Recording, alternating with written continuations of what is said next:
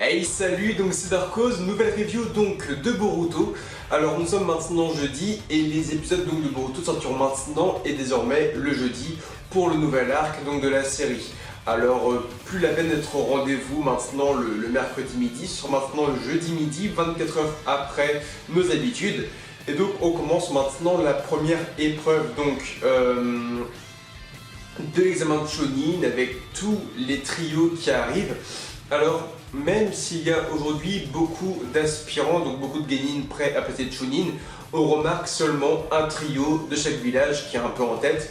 Et franchement, tous les trios sont super sympas, que ce soit en fait les triplés donc, du village donc, du Mizukage ou encore les adultes, parce que c'est quand même des putains d'adultes hein, du village de Kumo. Ces mecs sont quand même des putains d'adultes, on va pas se mentir, je sais pas quel âge ils ont, mais ils ont pas du tout 10 ans comme Boruto. Et puis on passe bien sûr par Shinki du village de Suna. Le côté Boruto, Shikadai, donc là on a quand même plusieurs trios pour la part de Konohagakure. Et franchement on a des trios très très bons, très sympas encore une fois à développer. Et j'ai hâte de les voir en action puisque Shinki est beaucoup mieux développé aujourd'hui dans la série Boruto, donc dans l'animé, que dans le film où Shinki était quand même le fils adoptif de Gaara, donc le quatrième Mizukage. Et aujourd'hui, on a franchement l'impression que ce Shinki existe dans la série, dans la licence Boruto. Alors que dans le film, il était complètement transparent. Et c'est franchement un grand point positif de voir ce Shinki. Enfin, on voit le fils adoptif certes, mais enfin, on voit le fils de Gaara qui a un développement, merci du fond du cœur. Rien que le moment où Shinki stoppe un peu le fight dans le resto avec donc ceux de, je sais plus quel village, c'était le village d'où vient en gros Hachibi, donc l'espèce de petit branleur, moi je sens que je vais pas du tout aimer ce mec avec son chewing-gum, qui ressemble donc d'ailleurs beaucoup au point de vue de ses techniques à un poulpe, enfin aussi on voit qu'il crache beaucoup, on dirait de l'encre, mais c'est du chewing-gum. Mais voilà, cette technique quand il court où il crache sur ses ennemis comme un poulpe crache de l'encre, c'est franchement un homme poulpe limite, Octo de One Piece. Mais voilà, ce mec est vraiment un mec qui cherche la merde, rien de plus. Et Shinki va stopper ce fameux mec et Boruto avec sa fameuse technique, donc qui appartenait autrefois au troisième Mizukage. Donc je n'ai plus l'élément maintenant en tête, je l'avais la semaine dernière, je ne l'ai plus du tout maintenant. Donc élément qui est comme du sable, c'est pas vraiment du sable, c'est du minerai de fer qui est composé. C'était surtout le combat du troisième Mizukage avec Sasori contre Shiwo et Sakura, et ce même élément qui peut se matérialiser en plusieurs formes cubiques ou triangulaires, on va faire des armes. Ici on voit que Shinki maîtrise très bien cet élément, où il utilise comme du sable, comme Gaara, en se portant en l'air pendant l'examen numéro 1, mais aussi en utilisant cette espèce de minerai de fer comme des fils, et on dirait que voilà, c'est une sorte de marionnettiste aussi grâce à ces fils. Donc très souvent les marionnettistes utilisent donc des marionnettes grâce aux fils de chakra, mais j'ai l'impression que Shinki pourrait limite avoir une marionnette grâce à ces fils de minerai. Donc c'est largement possible du fait, moi, qu'il ait stoppé Boruto et cet ennemi voilà, très facilement avec des simples petits fils.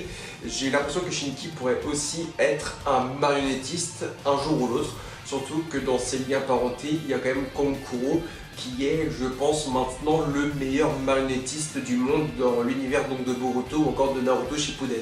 Il y a tout de même une partie de l'examen où j'ai quand même énormément rigolé, c'est le fait que tous les villages sont concentrés dans un seul et même groupe où ils vont enfin entendre de la voix de Sai ce qu'est que le premier examen, le premier grand concours, et j'ai rigolé. J'ai vraiment rigolé lorsque Sai fait le premier examen est, et là tu vois que Boruto avale sa salive, Boruto est concentré, Shinki a les yeux rivés sur Sai, tout le monde est prêt, tous les genin sont prêts à écouter ce que sera la première épreuve, et c'est un vrai ou faux. Et cette scène peut paraître conne, mais c'est franchement de l'humour à la Naruto comme ça a toujours été. C'était très drôle du fait qu'ils se sont toutes et tous entraînés comme des psychopathes.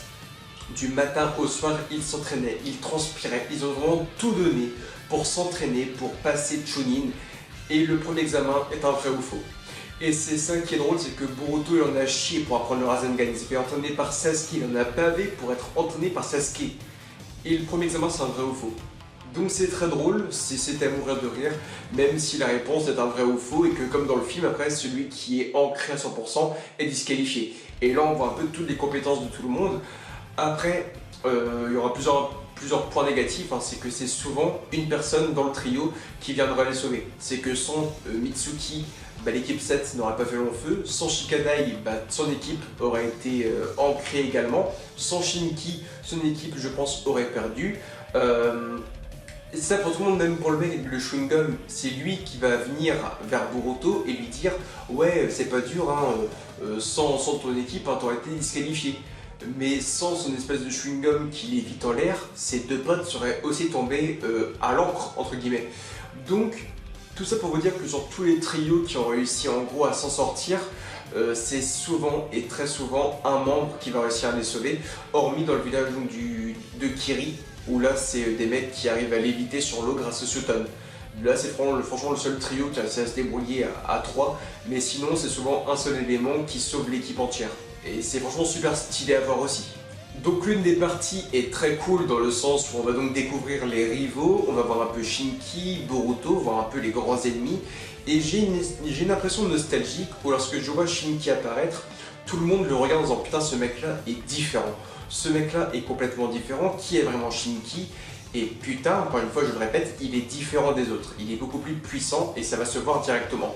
Comme à l'époque où Gaara était apparu à Konoha, et que ce soit Rock Lee, que ce soit Neji ou Sasuke, tout le monde le regardait en disant putain ce mec est différent. Et même Sasuke, Rock Lee ou Neji qui étaient un peu les prodiges à l'époque, le regardaient en se disant putain ce mec est différent. Et là c'est pareil, c'est que j'ai l'impression de nostalgie, quand je vois Shinki j'ai l'impression de revoir Gaara à l'époque dans Naruto, et c'est ça qui est excellent pour l'instant. C'est cette impression de nostalgie, de revoir Shinki comme étant Gaara, et c'est ça qui est très très cool. Malheureusement la deuxième partie, on va dire, après le côté humour du vrai ou faux, est un peu plus décevante, où on a l'impression qu'ils sont un peu dans la forêt de la mort. C'est que pour rejoindre le point du questionnaire, ils courent dans une forêt et il y a plein de pièges qui sont activés. Et c'est vrai que lorsqu'on assiste au premier examen de Chunin, comme avec Naruto, donc deuxième phase, où il y avait la forêt de la mort, où il y avait Anko, il y avait Orochimaru, il y avait les ninjas du son qui se faisaient péter les deux bras, t'avais des mecs qui se faisaient imploser leurs bras, t'avais Rock Lee qui venait sauver Sakura qui se coupait les cheveux. Enfin, t'avais tellement de trucs stylés et complètement cool dans la forêt de la mort. Là, tu revois un deuxième examen de Chunin avec Boruto dans une forêt, tu te dis, j'espère que ce sera aussi épique que la forêt de la mort, qu'il y aura un peu des mecs qui vont se foutre des bâtons dans les roues. Et j'aurais aimé voir un peu ça. J'aurais aimé voir Shinki par exemple barrer la route de quelqu'un ou lui mettre un piège, lui mettre un coup d'épaule pour le dégager ou même l'attaquer. J'aurais aimé que les ninjas essayent, je ne vais pas dire se tuer pendant l'examen, mais qu'ils montrent qu'ils aient une hargne et qu'ils aient une envie de barrer un peu le chemin aux autres. Alors non, ce n'est pas non plus le même rôle, ce n'est pas les mêmes règles, parce qu'à l'époque de Naruto, il y avait un système de ruban, de rouleau du ciel et de la terre, donc il fallait choper et coupler pour pouvoir être qualifié. Là, il faut juste se retrouver à un point en moins d'une heure. Mais je trouve que voilà, pour se retrouver à ce point à un nombre limité, ça aurait été cool que Shikadai essaye de barrer la route à d'autres équipes et tout. Ça aurait été assez intéressant. Mais encore une fois, voilà, c'est deux générations différentes. Il y avait l'esprit de guerre à une époque et l'esprit maintenant de paix. Donc c'est pas le même esprit. Mais je pense qu'on a quand même toutes et tous pensé un peu à la nostalgie de la forêt de la mort à l'époque. C'était quand même très très bon. Dans l'ensemble, les équipes sont qualifiées, c'est très cool. Et on va maintenant assister à la suite, on va pas se mentir, donc de l'examen.